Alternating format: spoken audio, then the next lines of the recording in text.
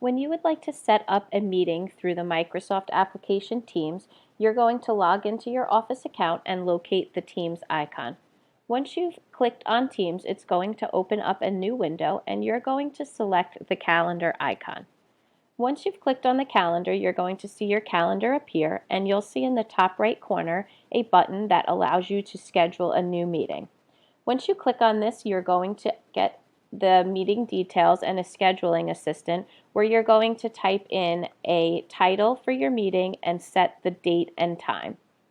Once you've gone in and entered a title and selected a date and time, you also have the option to come down into this field here and add some meeting notes. The next step that is going to be required is to enter in an email address of somebody.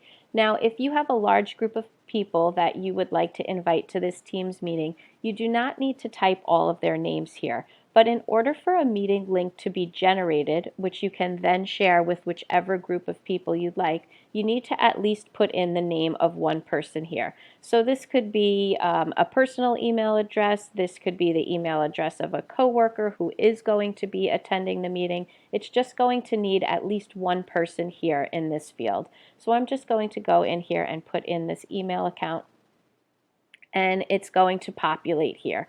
If I was doing this with a small group of people, I could type their names in here, and this is going to show you anybody who is in our organization. If you have the email address of somebody outside of our organization that you would like to type in here, you can go in and type in their email addresses, and then you're going to need to click where it says invite this email address in order for it to be populated. If you would like to take anybody out of this list, you would simply click on the X. So once you have at least one person in here and you've filled in all of your information, you're going to click on Send, and this is going to then post this to your Teams calendar. And once you've done this, you can click back on this meeting and hit the Edit option. This is going to bring you back into your meeting scheduling assistant, and you're going to notice on the bottom now you have your meeting information. You can copy this meeting information and paste it right into an email that you would like to share with specific people. Before your meeting begins, you might want to change some of the meeting options or settings that are available, and you can do that by clicking on this meeting options link. This is going to open up a new window for you, and these are going to give you some meeting options that you can choose the settings. The first one is going to be who can bypass the lobby. By default, anybody who clicks on that link that you've created is going to be able to enter your meeting right away. If you would like to change this to only you, you can click on Only Me, and this is going to set up a lobby, so as guests start to join your meeting, you can admit them from the lobby.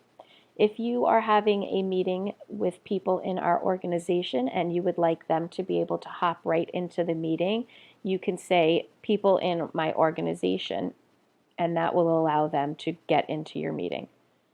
Announce when callers leave or join. You can toggle this button on and off, and that's going to give you an audio chime when somebody joins in your meeting.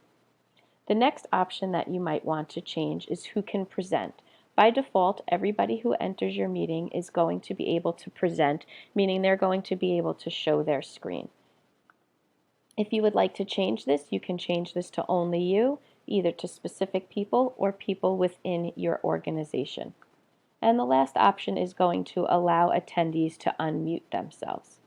Once you're all finished setting these options, you're going to click Save, and those are going to be applied to your meeting. You can now come back and you could copy this information and paste it right into an email to whatever group of people that you would like to send this to.